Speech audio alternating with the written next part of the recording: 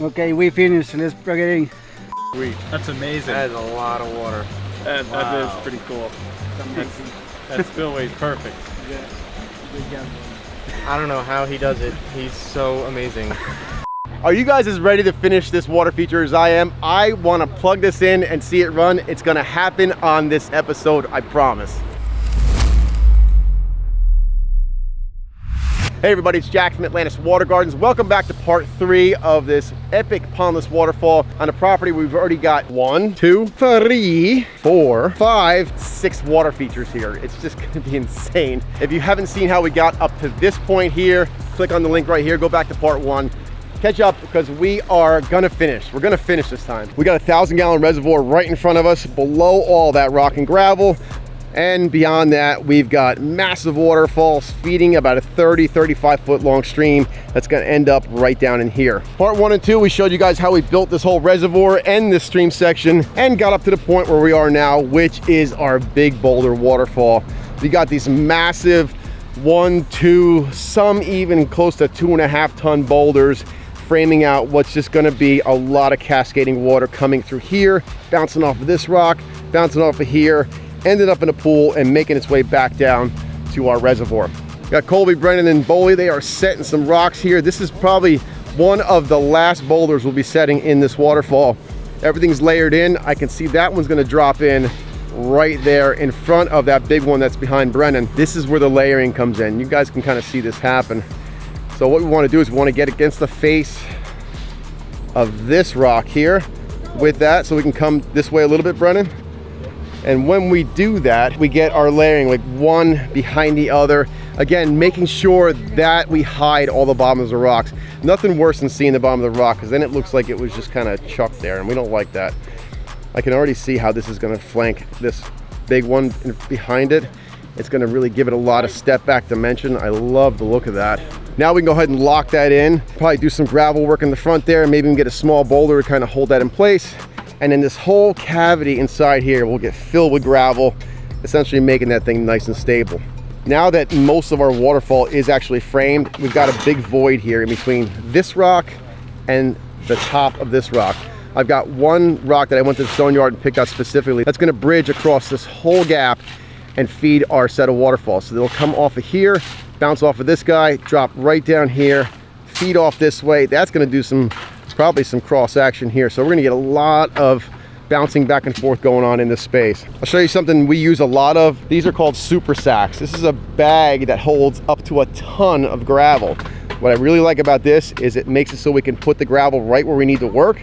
It also keeps our job site nice and neat. There's not piles of gravel everywhere in the landscape. When we're done, there won't be one piece of gravel laying around. So if we needed gravel over there, we could drop one of those big bags over there and work out of it and get our stream section done, which is what happened back there. It also helps to have one of these guys. Did I mention if you want to use these super sacks, you got to have a 12,000 pound excavator? Unless you're really, really strong, in which case we got job openings, like hit us up. Guys, we're 4 days in on this deal. We are going to finish this in 5 days. I'm pretty sure of it. I just jinxed myself. See what happens.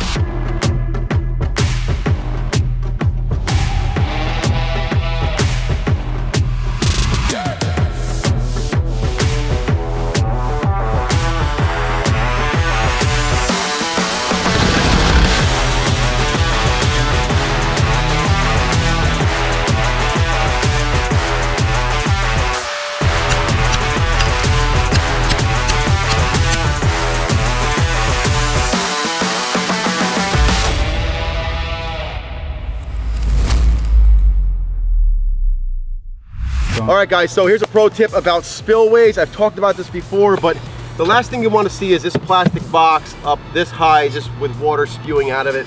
It doesn't look nice, and you want to be able to hide it so that you can just have your natural looking waterfall. So let me show you. Here's our spillways. They are actually sunk down about 6 inches below our weir stone. So they're way down. What we're gonna do, so this liner actually goes, we bulkhead right through the back of the liner, so our connection is done. We're gonna do some rock work in here. Our liner comes up plenty high enough so we can do that. So we'll do some rock work right on top of the spillways, connecting to the top of our pool. Then we're gonna fill it all with this gravel. This is like a cobble, like anywhere from 2 to 5 inch cobble. We're gonna load this whole area up. What's gonna happen is the water's gonna come into these spillways. It's gonna go into the cobble and just raise up into a pool. We're gonna leave this gravel down maybe like 2 inches in here. So it'll just pool up through here and then it'll go out the waterfall.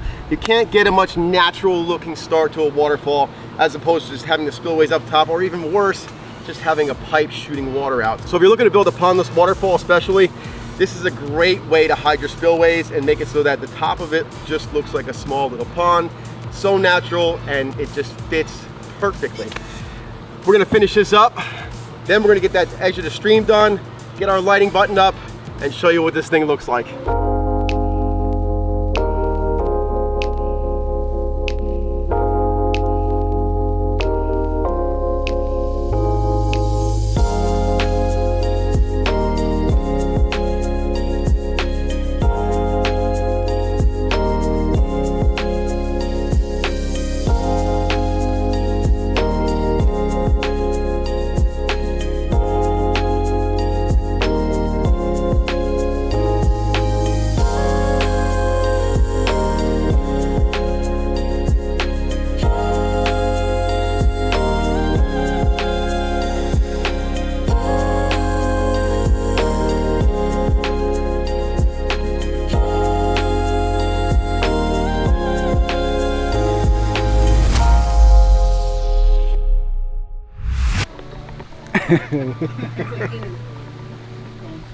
Okay, we finished. Let's plug it in.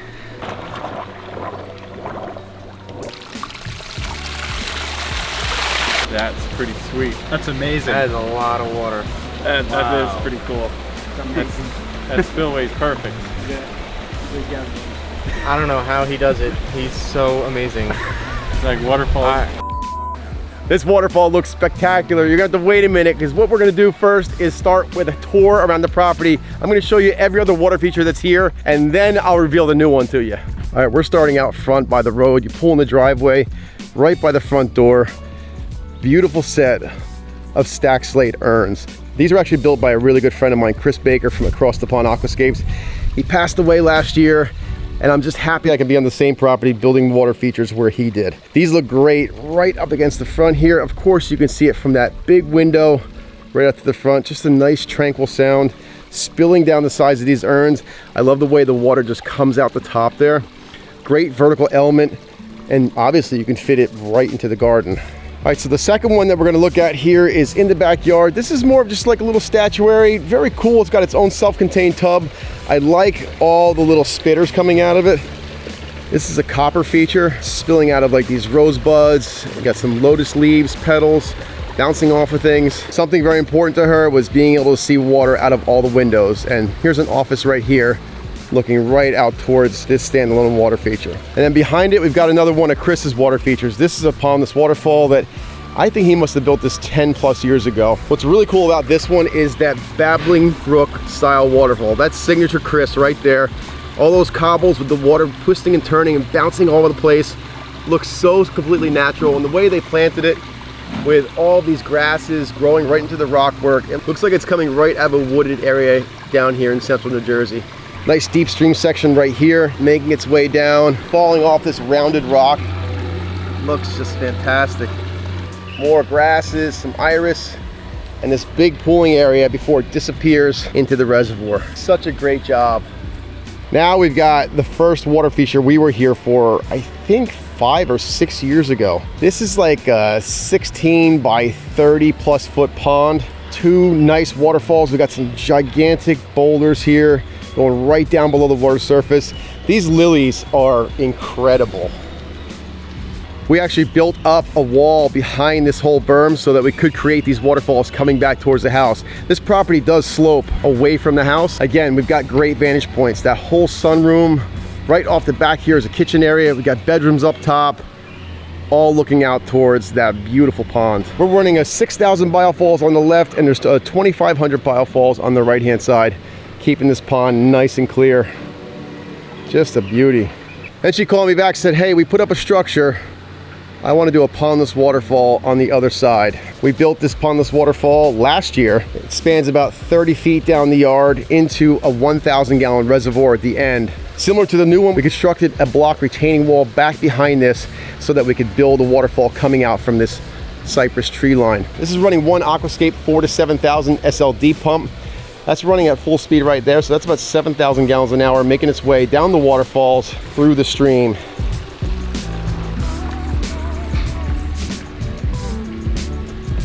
I love the way this bottom waterfall turned out. Just crisscrossing, babbling brook style waterfall. So tranquil and peaceful, and that's what she wanted over here. She could sit out in the pergola, read a book, and have the beautiful sound of water flanking both her left and her right. And why not have one more standalone copper feature? Similar to the other one's got the lotus flower, some more flower petals up top, copper bamboo, all falling into this self-contained tub. All right, let me give you what you came here for.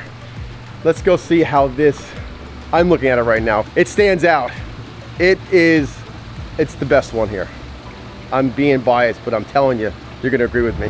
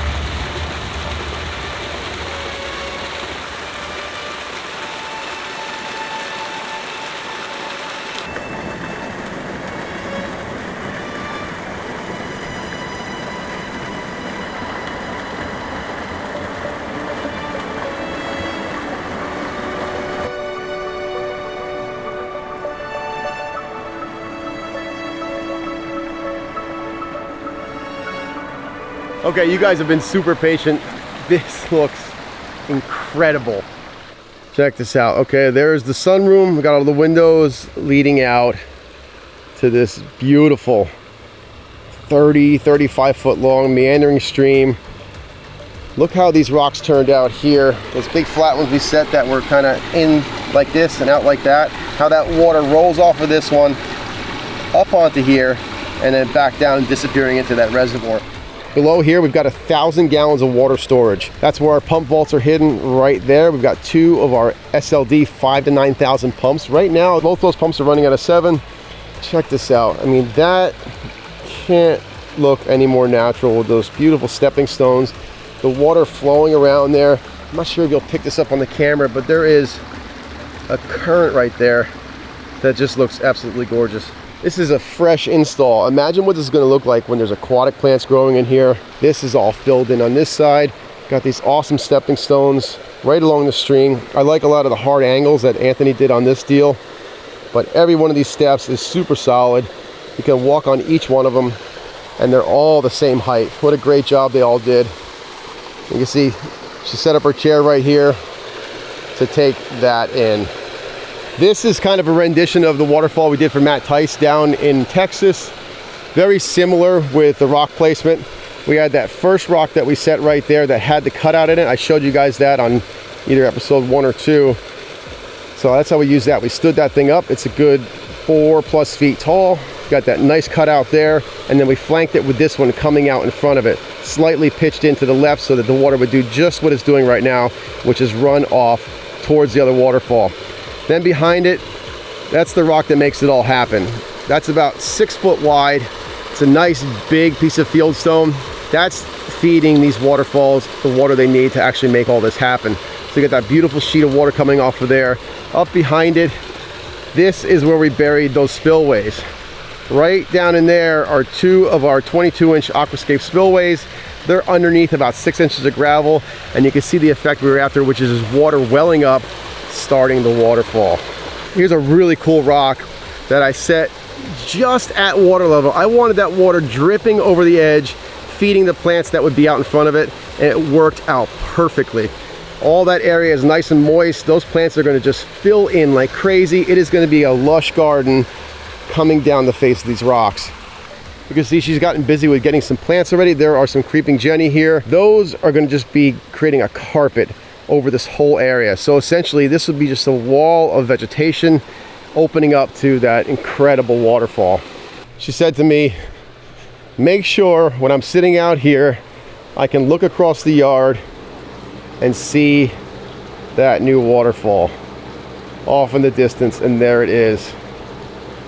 That is awesome. And of course the other important areas were all the windows from the back of the house on that side. So from the sunroom over to the right, that's where they spend a lot of their time between breakfast. There's a workout room over there. There's an office with some bedrooms. So having visibility from here, check this out. They're actually going to remove that bush right there, but it looks like a park with this tree framing out that waterfall. There's a tremendous amount of work that went into this. We're talking almost 50 tons of rock. We built a big block retaining wall behind that entire berm. We've got this 1,000-gallon reservoir, 30 feet of stream, plus all the flat work, the lights. We're talking about a 6-figure project right here. And this is to be replicated at your home in New Jersey. That's how much you'd be spending.